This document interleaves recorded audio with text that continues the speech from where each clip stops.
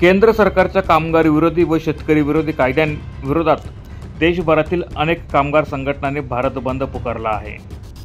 त्या भारत बंदला पाठिंबा देण्यासाठी धुळ्यात देखील विविध कामगार संघटनांच्या वतीने भव्य असा मोर्चा काढण्यात आला आहे। शिवतीर्थापासून निघालेला हा मोर्चा ह्युमन क्लब येथे संपन्न झाला। या मोर्चात विविध संघटनांचे पदाधिकारी मोठ्या संख्येने उपस्थित होते।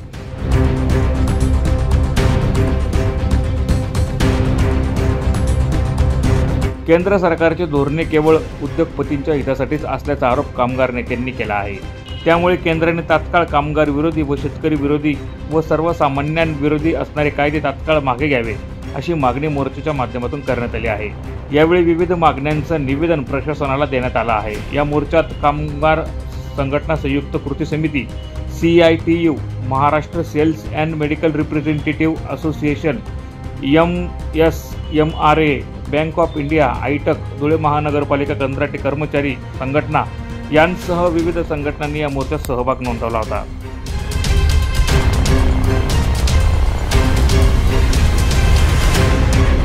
20 कोटी कामगार कर्मचारी आणि त्यांना बल द्यायला देशभरात शेतकरी सुद्धा उतरलेला आहे।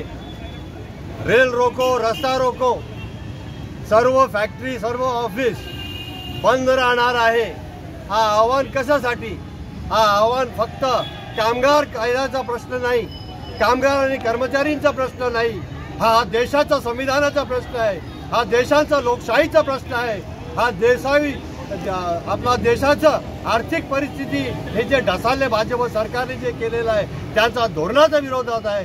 त्या कामगार वर्गाचे जे धोरणाच्या विरोधात आहे, शेतकरी जे वर्ग आहे त्यांचा धोरणाचा विरोधात आहे।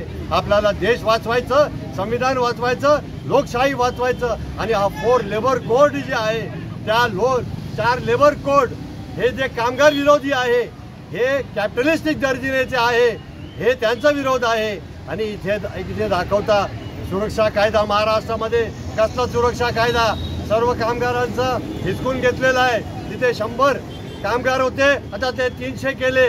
आज टेक्नॉलॉजीमध्ये कुठे 100 कामगार असतं म्हणजे कामगार कायदा लागू होणार नाही आणि प्रॉव्हिडंट फंड, ग्रॅच्युटी, ESIC हे लागू होणार नाही, परमनंट कामगार होणार नाही।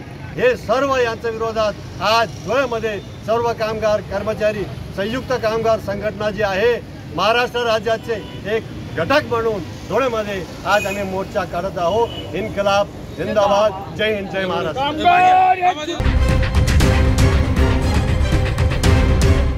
प्रतिनिधी रूपक बिरारी, माझा महाराष्ट्र न्यूज, धुळे।